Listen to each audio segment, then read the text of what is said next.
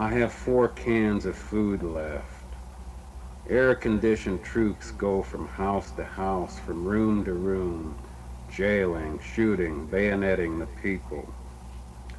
We have done this to ourselves. We deserve this. We're like roses that have never bothered to bloom when we should have bloomed. And it is as if the sun had become disgusted with waiting. It is as if the sun were a mind that has given up on us. I go out on the back porch and look across the sea of dead plants, now thorns and sticks, shivering in a windless sky. Somehow I'm glad we're through, finished. The works of art, the wars, the decayed loves, the way we lived each day. When the troops come up here, I don't care what they do, for we've already killed ourselves each day we got out of bed. I go back into the kitchen, spill some hash from a soft can. It is almost cooked already, and I sit eating, looking at my fingernails. The sweat comes down behind my ears, and I hear the shooting in the streets, and I chew and wait without wonder.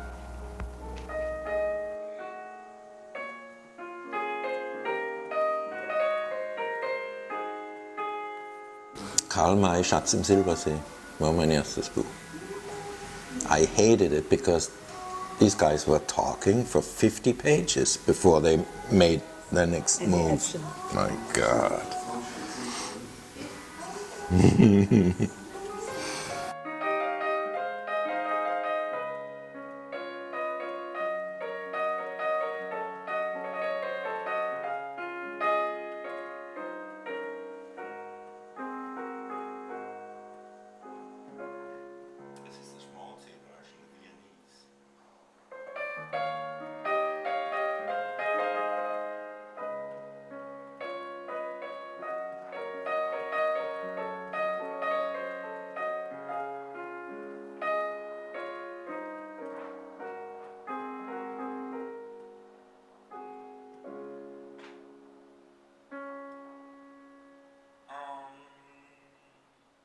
Ich hatte einen Ausweis für die Badische Landesbibliothek in Karlsruhe.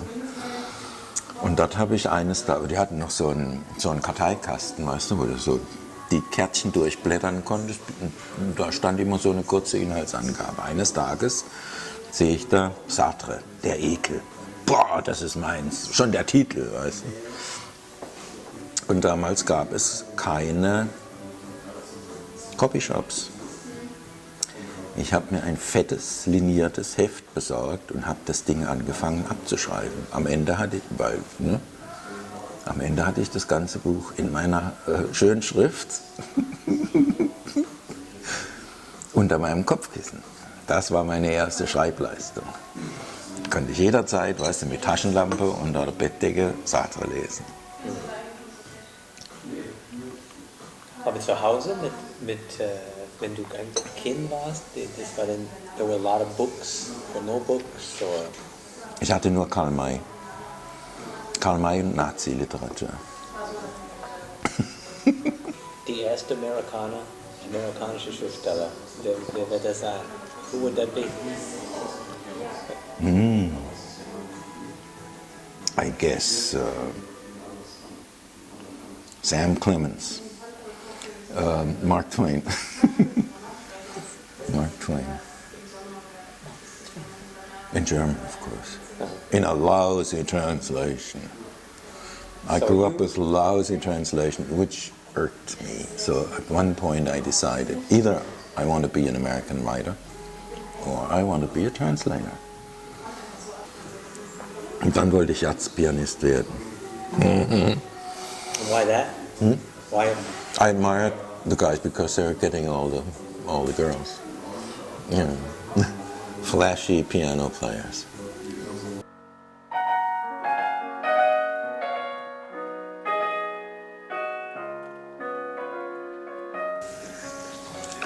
Mein Großvater konnte nicht abwarten, bis der Hitler sich endlich umbringt, weil dann kann er seine Nichte anrufen, hier aus dem Kraichgau, die hat noch einen alten DKW. Der fährt vielleicht noch 80, wenn sie Vollgas gibt, aber er muss dringend zu seinem Weinhändler in die Pfalz. Zu diesem Zweck musste er über die Rheinbrücke fahren, wo auf der gegenüberliegenden Seite war ein französischer Posten. Da fing die französische Besatzungszone an. Es ist klar, dass du diesen Posten auch auf der Rückfahrt wieder passieren musst mit einem Auto voll Weinflaschen. Du darfst aber nichts exportieren aus der französischen Besatzungszone. Die wollen das selber saufen. War ihm egal. Wir sind irgendwo nach Deidesheim oder sonst wo zu seinem Weinhändler gefahren. Ich bin mit dem Sohn von dem Weinhändler auf dem Rücken liegend, da ist er unter den Fässern entlang gerobbt und and we opened the little spigots. Die kleinen Hähne aufgedreht und uns volllaufen lassen mit, weißt du, dem richtig guten Zeug, Eiswein oder so, which is very sweet and terribly potent. I didn't eat all day, I only drank.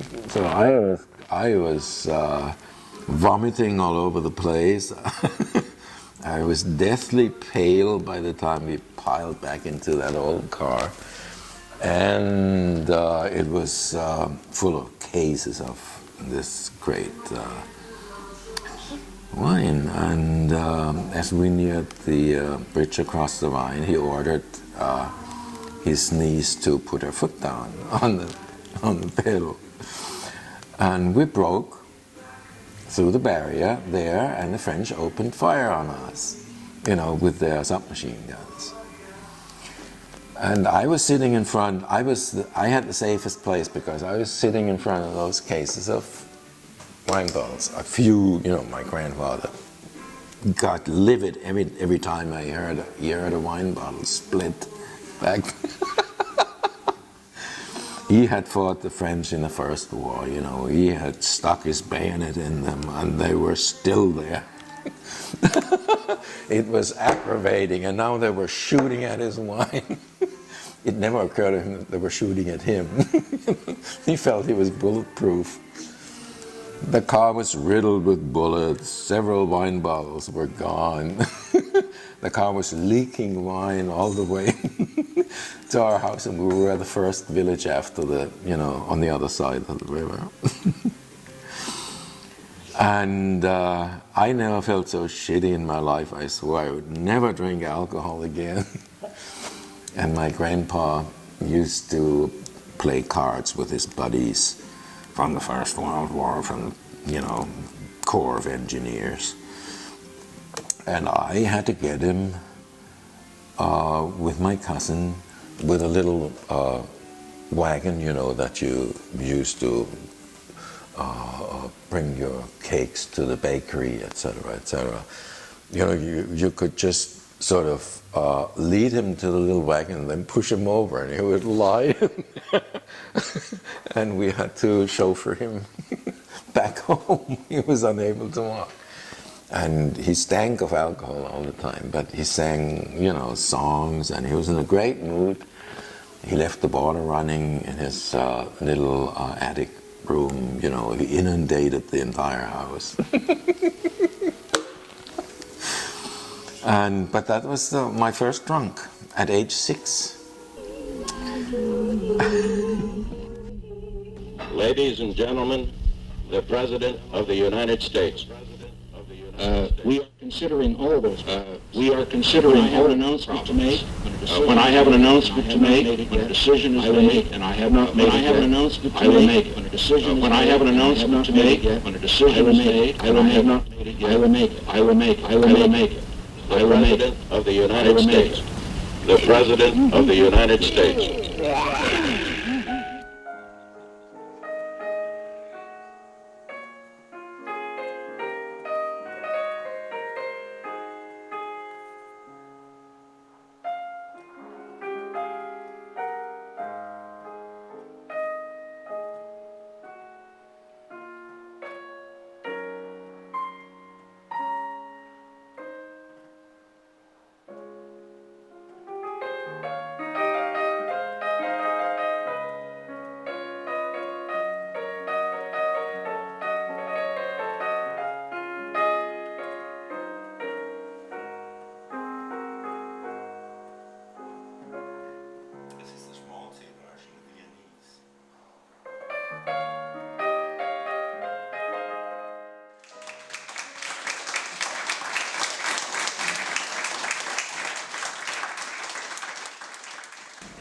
Kurz vor Sonnenuntergang sitzen wir vor Elisabethas polnischer Taverne in der Herrn bei Hackbraten und Fritten. Ich muss gerade an das denken, sage ich. 1967 bin ich am Pier 88 von Bord der Bremen gegangen, und zwar, du ahnst, was jetzt kommt, am 11. September. Oje. So, und jetzt pass auf. Wie beginnt der Malte Lauritz-Brigge von Rilke? Jedem sein eigener Tod? Ja, das auch. Aber ganz am Anfang, oben rechts, weiß ich nicht.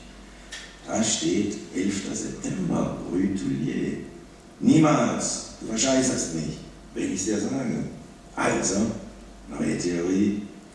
Mohammed Atta hat den Überfall auf Amerika auf den 11. September angesetzt. Warum? Er war Rilke-Fan. 18. April. Warum setze ich mich so unter Druck, notiert er kurz vor Mitternacht in seinem Moleskine-Kalender. Warum jeden Tag mindestens eine E-Mail an Freunde, Bekannte, Geister von Toten in Heidelberg, Mesot, Cape Town und immer dieses Hecheln nach Unterhaltungswert. Aussichtslos.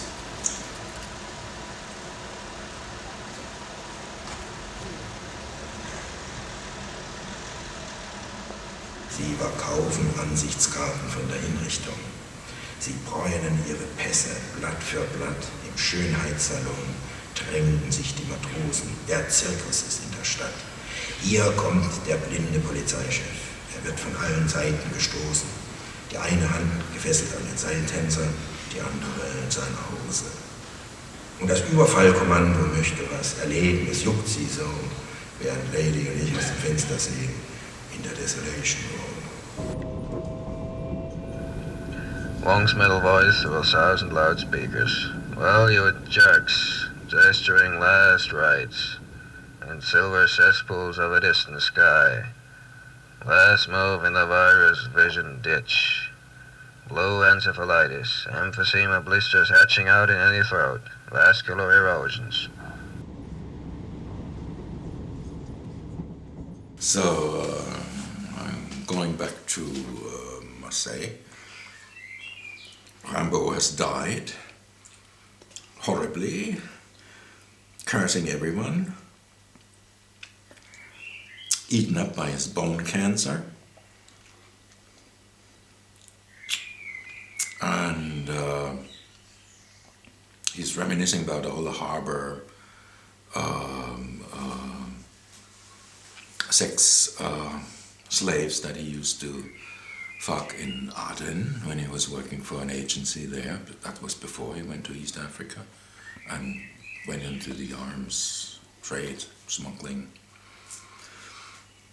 And it was such a great experience for him because all the sex that he'd had as a boy was Paul Verlaine fucking him up the ass, which was not very entertaining in the long run. So he loved the raffinement, you know, and he's raving about these harbor whores, how they suck it to him. And then I'm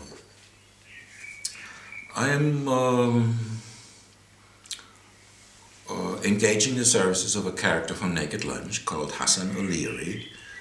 And Hassan O'Leary shoots himself, accidentally his pistol discharges and he shoots himself and he wrecks his balls at a party in Aden, and then he shoots up an overdose of morphine and dies in his bed with a happy face. That's Hassan O'Leary's. And I'm finishing off a couple of Boris's characters that for some reason he let live. I don't see why they should live on. I just finish them off. I'm still looking for a plot for the so that I can call it a novel. So the Rimbaud stuff would be like a bonus track, you know, at the end, stuck on. It has nothing to do with the rest of the book except that he happened to die in Marseille.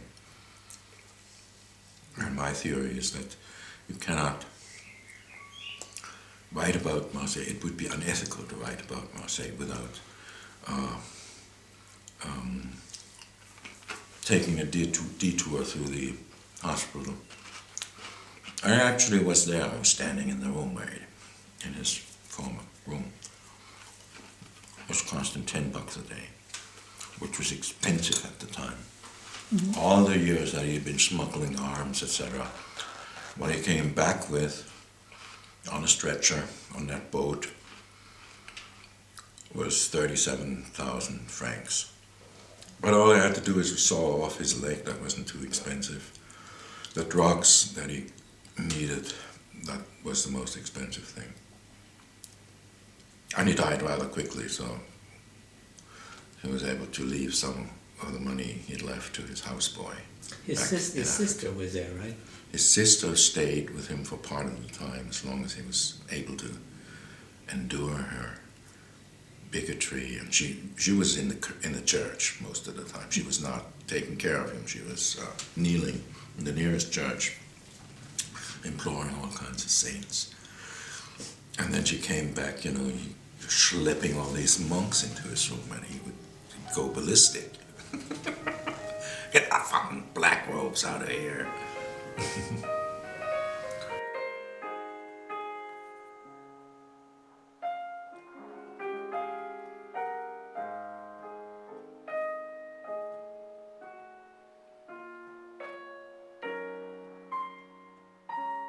If the author has a certain weakness, I tend to hide it.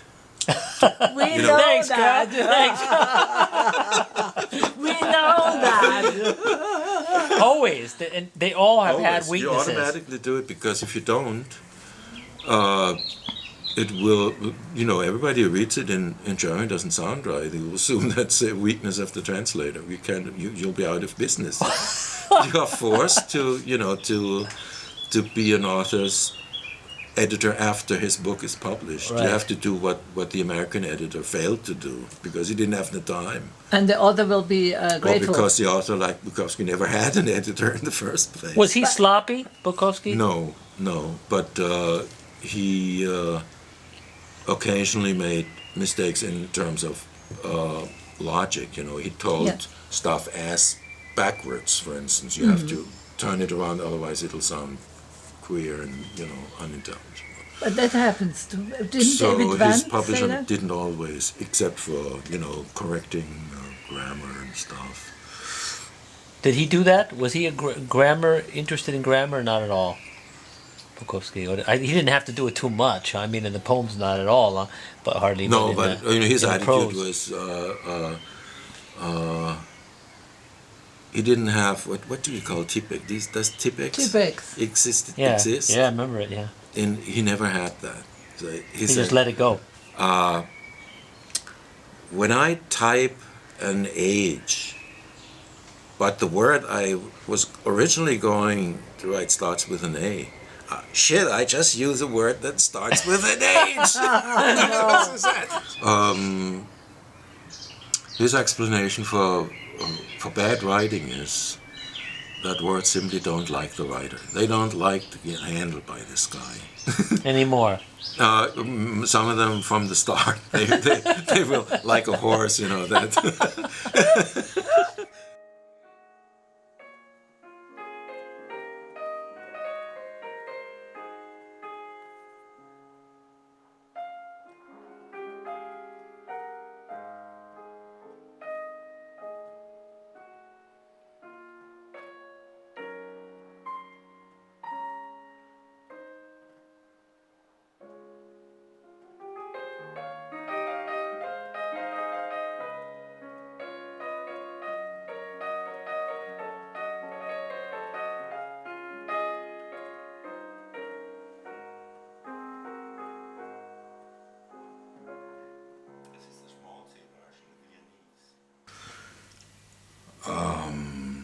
I realize that